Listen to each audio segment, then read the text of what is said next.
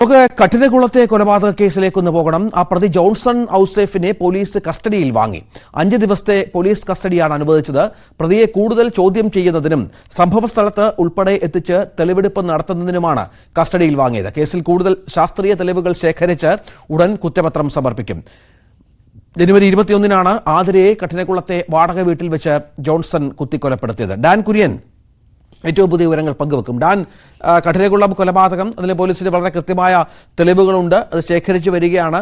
പോലീസിന്റെ കസ്റ്റഡിയിൽ പ്രതി ഇപ്പോഴും ഉണ്ട്. എന്തൊക്കെയാണ് ഇനിയുള്ള തുടർ നീക്കങ്ങൾ? നേരത്തെ സൂചിപ്പിച്ച പോലെ ഈ സംഭവ സ്ഥലത്തെത്തിച്ച് തെളിവെടുപ്പ് നടത്തുന്നതുൾപ്പെടെയുള്ള നിർണായകമായ നീക്കങ്ങൾ തന്നെയായിരിക്കും അന്വേഷണ സംഘത്തിന്റെ ഭാഗത്ത് നിന്ന് ഇനി ഉണ്ടാകുക.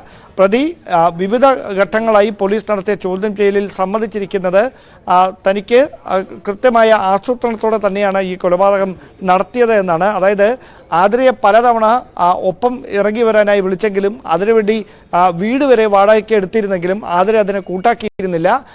അപ്പോൾ ഇനിയും ആ ഒരു പശ്ചാത്തലം തന്നെ തുടരുന്ന സാഹചര്യം ഉണ്ടാകുകയും ആതിര തന്നിൽ നിന്ന് അകലുന്ന ഒരു സാഹചര്യം ഉണ്ടാകുകയും ചെയ്താൽ അത് ഒരിക്കലും ഉൾക്കൊള്ളാൻ കഴിയുന്ന കാര്യമായിരുന്നില്ല. അത്രമാത്രം താൻ സ്നേഹിച്ചിരുന്നു ആതിര എന്നാണ് പ്രതി ജോൺസൺ ഔസേപ്പ് പോലീസിനോട് പറഞ്ഞത്. പിന്നെ ഇതല്ലാതെ മറ്റൊരു മാർഗം ഇല്ലായിരുന്നു. അങ്ങനെയാണ് ഈ ക്രൂരമായ കൊലപാതകത്തിന് താൻ ആസൂത്രണം നടത്തിയതെന്നാണ് അന്വേഷണ സംഘത്തോട് വ്യക്തമാക്കിയിരിക്കുന്നത്. ആറ്റിങ്ങൽ ഡിവൈഎസ്പിയുടെ നേതൃത്വത്തിലാണ് ഇതുമായി ബന്ധപ്പെട്ട തെളിവെടുപ്പ് ഉൾപ്പെടെയുള്ള തുടർ നടപടികളൊക്കെ ഉണ്ടാകുക. മാത്രവുമല്ല, പോലീസിന് ഇപ്പോൾ ഈ പ്രതി നൽകിയിരിക്കുന്ന മൊഴി, അതുമായി ബന്ധപ്പെട്ട പ്രതി പറഞ്ഞിരിക്കുന്ന കാര്യങ്ങൾക്ക് അപ്പുറത്തേക്ക് എന്തെങ്കിലും തരത്തിലുള്ള സാമ്പത്തിക ഇടപാടുകൾ ഇവർ തമ്മിൽ നടന്നിരുന്നോ എന്നതടക്കമുള്ള കാര്യങ്ങളിൽ വിശദമായ അന്വേഷണം നടക്കുന്നുണ്ട്. നേരത്തെ ഏതാണ്ട് 1.5 വർഷത്തെ സൗഹൃദത്തിനിടയിൽ പലപ്പോഴും ചെറിയ തുകകൾ ഗൂഗിൾ പേ വഴിയായി പരസ്പരം അവർ കൈമാറിയിരുന്നു എന്നൊക്കെ പോലീസ് കണ്ടെത്തിയിട്ടുണ്ട്. പക്ഷേ അതിനപ്പുറത്തേക്ക് വലിയ തരത്തിലുള്ള ഏതെങ്കിലും സാമ്പത്തിക ഇടപാടുകൾ ഇരുവർക്കുമിടയിൽ ഉണ്ടായിട്ടുണ്ടോ എന്ന കാര്യത്തിലടക്കം വിശദമായ പരിശോധനകൾ ആവശ്യമാണ്. അത് അങ്ങനെ തന്നെ നടക്കുന്നുമുണ്ട് എന്നാണ് മനസ്സിലാക്കാൻ കഴിയുന്നത്. അതോടൊപ്പമാണ് ഈ കൊലപാതകത്തിലേക്ക് നയിച്ച യഥാർത്ഥ കാരണം പ്രതിക്ക് ആതിരയോട് തോന്നിയ വൈരാഗ്യമാണ് എന്നതിനപ്പുറത്തേക്ക്, അല്ലെങ്കിൽ തന്നോടൊപ്പം ഇറങ്ങിപ്പോരാഞ്ഞതിലുള്ള വൈരാഗ്യമാണ് ഇങ്ങനെ ഒരു കൊലപാതകത്തിലേക്ക് നയിച്ചത് എന്ന കാരണത്തിനപ്പുറം മറ്റെന്തെങ്കിലും സാധ്യതകളുണ്ടോ എന്നതിനെക്കുറിച്ച് കൂടിയാണ് ഇപ്പോൾ അന്വേഷണം പുരോഗമിച്ചുകൊണ്ടിരിക്കുന്നത്.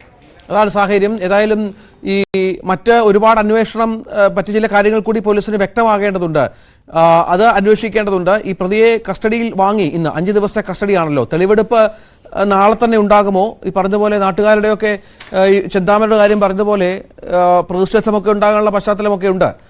സംഭവ സ്ഥലത്ത് എത്തിക്കണം, അതിനുള്ള തയ്യാറെടുപ്പുകളാണോ പോലീസ്?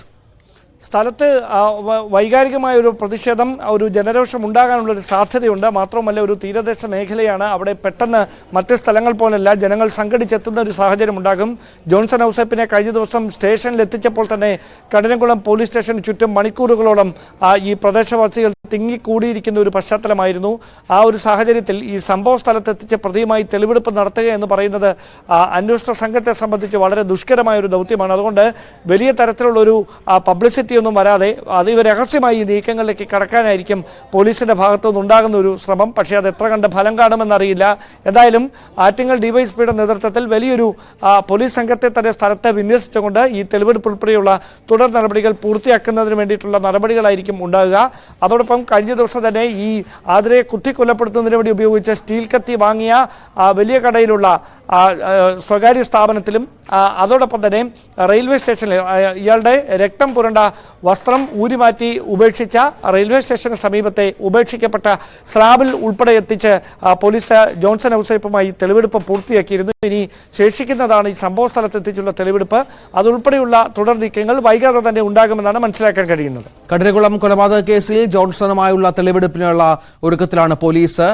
കഠിനകുളത്തെ ഞെട്ടിപ്പിച്ച കൊലപാതകമായി അത് മാറിയിരുന്നു. ലൈംഗിക ബന്ധത്തിനിടെ കാമുകയെ അല്ലെങ്കിൽ ഇഷ്ടക്കാരിയെ കൊലപ്പെടുത്തിയ പ്രതി, ഈ പ്രതിയുടെ മാനസിക നിലയടക്കം പോലീസ് പരിശോധിക്കുന്ന പശ്ചാത്തലം കൂടി ഉണ്ട്. ഇയാളെ ആശുപത്രിയിൽ ചികിത്സയിലായിരുന്നു. ഇയാളെ ആരോഗ്യം മെച്ചപ്പെട്ടപ്പോഴാണ് പോലീസ് ഇപ്പോൾ കോടതിയിൽ ഹാജരാക്കിയതും ഇപ്പോൾ കസ്റ്റഡിയിൽ 5 ദിവസത്തെ കസ്റ്റഡിയിലേക്കാണ് ഇയാളെ വാങ്ങിയിരിക്കുന്നത് എന്നുള്ളതാണ് ഏറ്റവും പ്രധാനപ്പെട്ട വിവരം. ഇനി അന്വേഷണത്തിന്റെ വഴികളിൽ കൂടിയാണ് പോലീസ്.